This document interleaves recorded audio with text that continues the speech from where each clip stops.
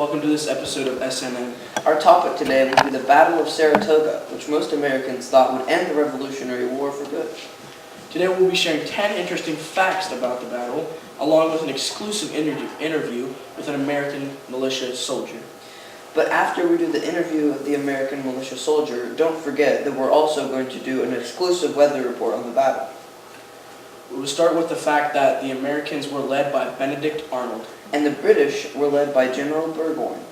The first move of this battle was the British captured the supply base Ticonderoga. But after they did, they were very low on supplies and ammo.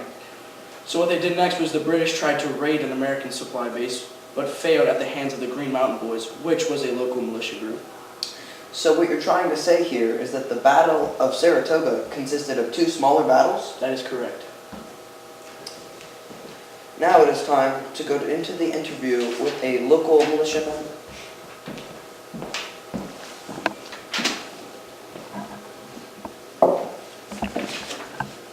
Did the Battle of Saratoga start on the date of September 19th, 1777?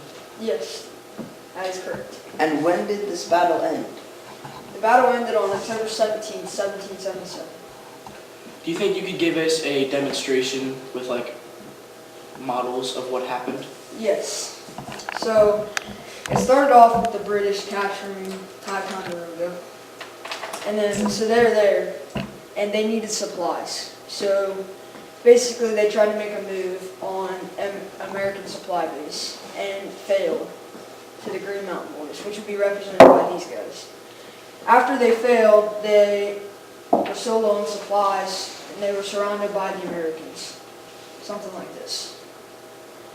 Once they were surrounded, they tried to make a few desperate attacks to fight back against the Americans, but since they were surrounded and too low on ammo and supplies, the Americans didn't budge during these attacks. And eventually, they surrendered. Thank you for your time, and now on to the weather report with Isaac.